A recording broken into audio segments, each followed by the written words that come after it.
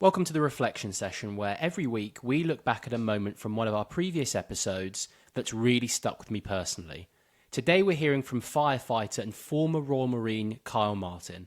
Have a listen and I'll discuss what I took away having listened to this.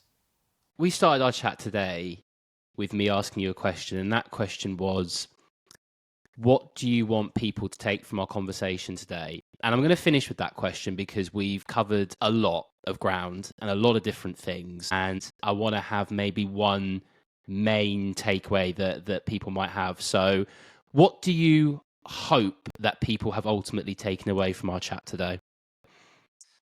I'm hoping that people can see that somebody as quote unquote as masculine as what I might be perceived to be is really actually I'm a big softie, right? And I have the same emotions as any normal person.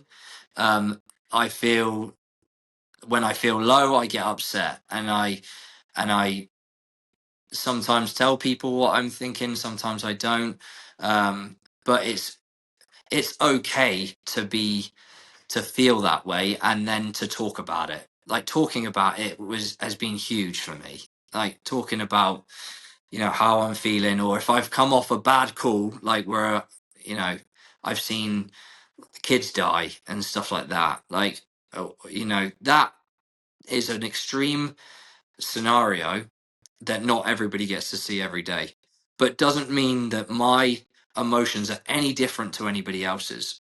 Like just because that is that's like my mental emergency right there, but your or somebody that's listening to this, their feelings are still valid, and we're all vulnerable people at the end of the day, and you can build up walls as much as you like on not talking about it and thinking that you are tough and all the rest of it, but trust me when I say this.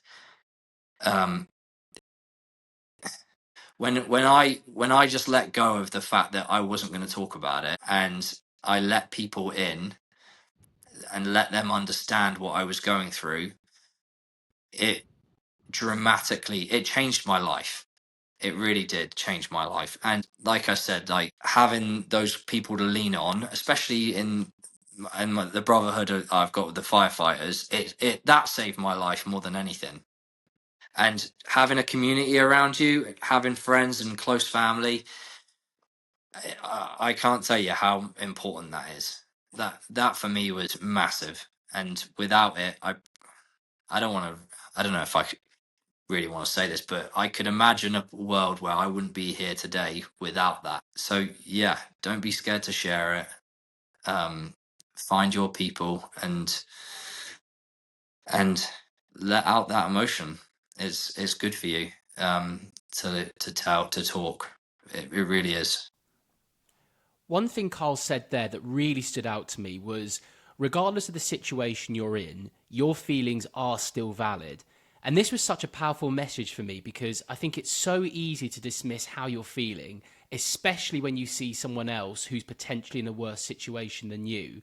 I know in the past I've tried to shut down how I might be feeling at times because I hear about or I talk to someone who's going through something far worse.